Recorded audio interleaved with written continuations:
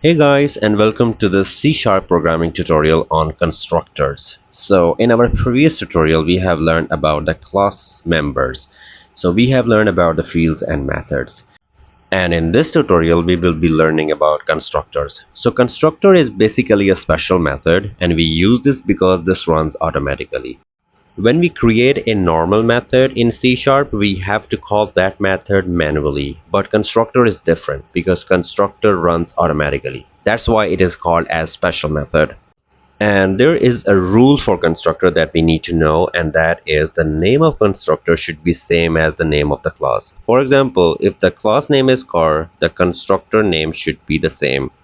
And now let's see in the coding environment. So this is the program that we have created in our previous tutorial, the fields and the method to display the values of the fields.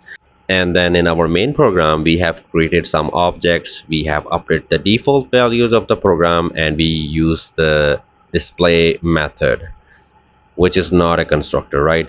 So that was the output. So in this program maybe the output is more like the same, but we are going to use the constructor method. So let's do that.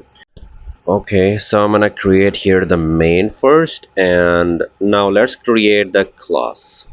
So above the main I'm going to create a class car, and then I'm going to create some fields for the class, and that is going to be speed of the car and color, and I'm not assigning any default value.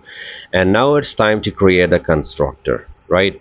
And remember this rule, the name of the constructor should be same as the name of the class. So public car, right, and two parentheses which represent the method, because constructor is a special method. And since we have two fields, so I'm going to create here two parameters for the constructor. One is going to be car speed and second is going to be car color. And then I will assign these values to these fields. So speed is going to be equal to car speed. So I'm writing a car speed, and color is going to be equal to car color. Okay, so we are done with the constructor, and now let's write the method. And that is the same method to display the values of the fields for the object that we will be creating. And we know that in order to display something on the screen, we write console.writeLine, and I'm gonna print the speed. So I'm writing the speed of the car is using this field speed, and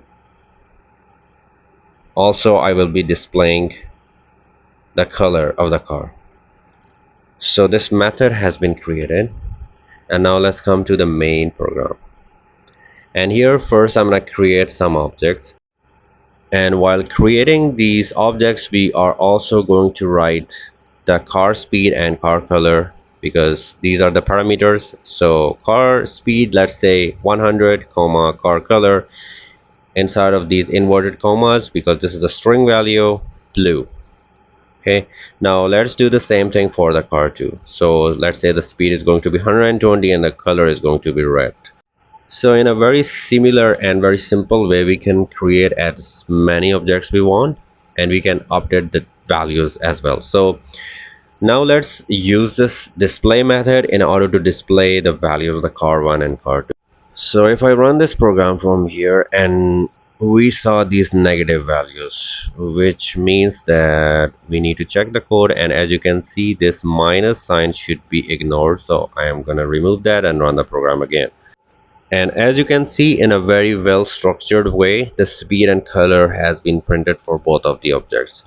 So using the constructor basically make our code very clean and simple.